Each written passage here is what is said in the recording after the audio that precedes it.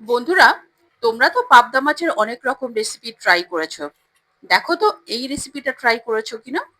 এই রেসিপিটি যেমনই সুস্বাদু তেমনই ঝটপট কিন্তু তৈরি হয়ে যায়। হ্যালো এভরিওয়ান, আশা করছি তোমরা সবাই খুব ভালো আছো, সুস্থ আছো, নিজেদের খেয়াল রাখছো। বাই দ্য ওয়ে, আমি দীপালি। তোমরা দেখছো তোমাদের চ্যানেল মায়ের আদরের রান্না। তাহলে চলো শুরু করা যাক। আজকে আমি তোমাদের সঙ্গে শেয়ার করতে চলেছি পাবদা মাছের রসা রেসিপি।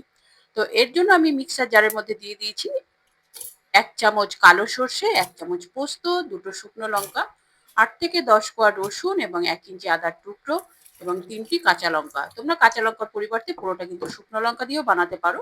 তো আমি এখানে দুটো মিশিয়ে কিন্তু ঝালের ব্যালেন্স করব। তো দেখো সেটা কিন্তু আমি গরম জল দিয়ে ভিজিয়ে রাখলাম। তো ভিজিয়ে 10 মিনিট রাখার পর আমি কিন্তু ওটা পেস্ট করে নেব। এই সময়ের মধ্যে দেখো আমি পাবদা মাছ নিয়ে নিয়েছি 3 পিস বড় সাইজের। মাছটাকে ধুয়ে আমি আগেই ভালো করে পরিষ্কার করে রেখেছিলাম। তো এই পাবদা মাছ নুন, হলুদ এবং সর্ষের তেল দিয়ে ভালো করে ম্যারিনেট করে নিচ্ছি। দেখতেই পাচ্ছ আমার মাছগুলো কিন্তু ম্যারিনেট করা হয়ে গেছে।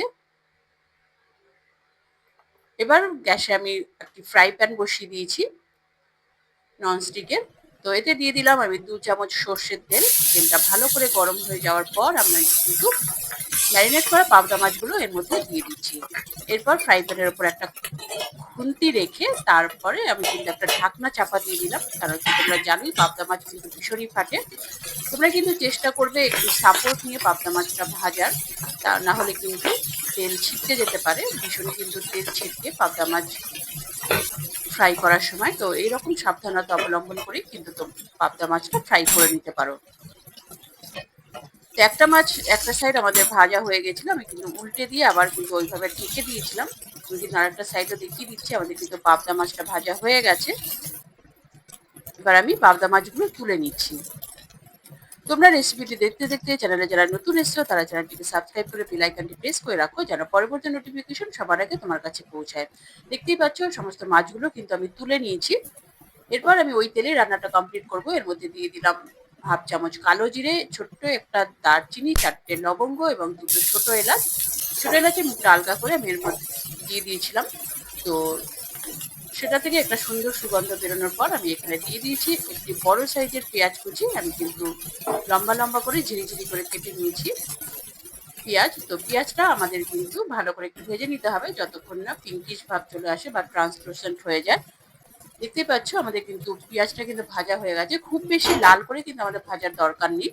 এরপর আমরা যে সর্ষে পোস্ত আমরা ভিজিয়ে রেখেছিলাম, তো সেই পেস্টটাই আমি এর মধ্যে দিয়ে দিলাম। এই পেস্টটা দিয়ে আমাদের ততক্ষণ কষাতে হবে যতক্ষণ না রসুন এবং আদার কাঁচা গন্ধ চলে যায় এবং মশলা থেকে তেল না বেরিয়ে আসে। তো এর মধ্যে আমি দিয়ে দিলাম 1/2 চামচ হলুদ গুঁড়ো, সরি হাফ চামচ কাশ্মীরি লঙ্কার গুঁড়ো। খুব বেশি মশলা আমাদের দরকার নেই, এই দুটো মশলা দিলেই আমাদের হয়ে যাবে। তো এই হলুদ এবং কাশ্মীরি লঙ্কা দিয়ে আমি ভালো করে কিন্তু সমস্ত উপকরণ ভালো করে কষিয়ে নিচ্ছি।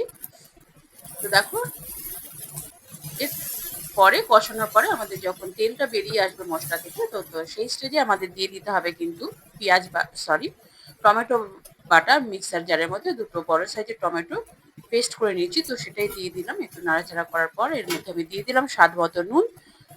স্বাদ মতো নুন দিয়ে ভালো করে কিন্তু আমাদের কষিয়ে নিতে হবে টমেটোটাও, যতক্ষণ না টমেটোর যে এক্সট্রা জল আছে সেটা বেরিয়ে না যায় এবং টমেটো থেকে তেল না বেরিয়ে আসে, ততক্ষণ কিন্তু আমাদের কিন্তু কষিয়ে নিতে হবে। ভালো করে কষিয়ে নেওয়ার পর এর মধ্যে আমি অ্যাড করে দিলাম গরম জল।